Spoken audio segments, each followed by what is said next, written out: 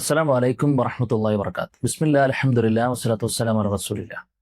അള്ളാഹുവിനെ ഓർക്കുന്ന സദസ്സുകൾ സ്വർഗവഴി എളുപ്പമാക്കുന്നതും ഉറപ്പുവരുത്തുന്നതുമായ അവസരങ്ങളാണ്. മഹാനായ അനസ് ബിൻ മാലിക് റളിയല്ലാഹു അൻഹു ഉദ്ധരിക്കുന്ന ഇമാം അൽബാനി സ്വഹീഹ് എന്ന് വിശേഷിപ്പിച്ച ഹദീസ് നമുക്ക് കാണാൻ കഴിയും.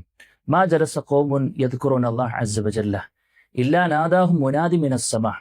അള്ളാഹുവിനെ ഓർത്തിരിക്കുന്ന ഒരു സദസ്സിൽ പോയി ഒരു മനുഷ്യനിരിക്കുമ്പോൾ അവനോട് ആകാശലോകത്തു നിന്നൊരു ആൾ വിളിച്ചു പറയുമെന്നാണ്, കൂമു മഗ്ഫൂറൻ ലക്കും, നിങ്ങൾ അള്ളാഹു എല്ലാം പുറത്തുന്നവനായ നിലയിൽ എണീറ്റ് പൊയ്ക്കോ എന്നാണ്. ഖദ് ബുദ്ദിലത് സയ്യിആത്തുകും ഹസനാത്ത്, നിങ്ങളുടെ ജീവിതത്തിൽ വന്നുപോയ ചെറിയ പാപങ്ങൾ പോലും നന്മകളാക്കി മാറ്റപ്പെട്ടിട്ടുണ്ട് എന്നാണ്. അതുകൊണ്ട് അള്ളാഹുവിനെ സ്മരിച്ചുകൊണ്ട് പള്ളിയിലിരിക്കുന്ന സമയങ്ങളാകട്ടെ, വൈജ്ഞാനിക സദസ്സുകളിലെ സാന്നിധ്യമാകട്ടെ, ഈ വലിയ നേട്ടം നമുക്ക് നേടിത്തരുന്ന കാര്യങ്ങളാണ് എന്ന ബോധ്യത്തോടു കൂടെ മുന്നോട്ട് പോവുക. അള്ളാഹു സുബ്ഹാനഹു വ തആല തൗഫീഖ് നൽകി അനുഗ്രഹിക്കുമാറാകട്ടെ. അസ്സലാമു അലൈക്കും വറഹ്മത്തുള്ളാഹി.